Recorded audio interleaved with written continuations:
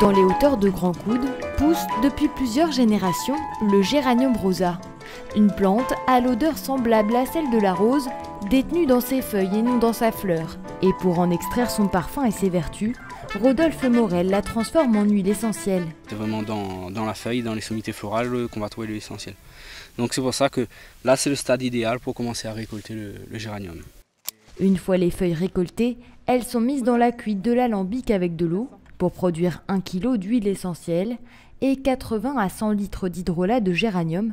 Près de 600 kg de plantes sont nécessaires, alors il faut bien tasser les feuilles. C'est l'étape la plus cruciale, donc le foulage.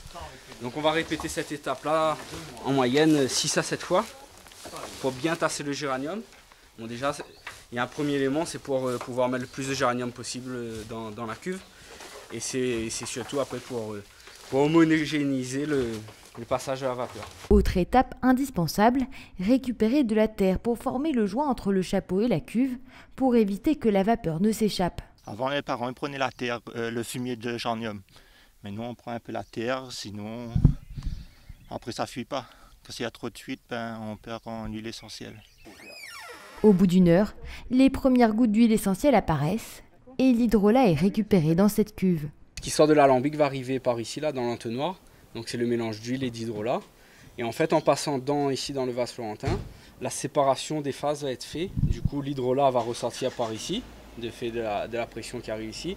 Et l'huile essentielle va monter dans la bouteille qui est ici. Un travail d'équipe possible grâce à la création d'un collectif, la SAS Les Essentiels, qui regroupe plusieurs producteurs de géranium avec comme idée commune une production éco-responsable. On a l'aspect économique, donc il faut qu'on ait une exploitation rentable. L'aspect social, où on va créer de l'emploi, on va créer aussi ce cercle d'entraide. Et aussi le côté développement durable, donc on est tous labellisés en agriculture biologique. Et on a cette démarche aussi globale, raisonnée de nos exploitations. Une cohérence que l'on retrouve même dans les emballages des produits conçus avec des matières recyclées, dont les fibres de la plante, réutilisées pour créer du papier. Donc là, on a une feuille de papier qui est faite à partir de papier recyclé et avec du résidu de cuite de géranium. Donc ça va donner un papier au géranium.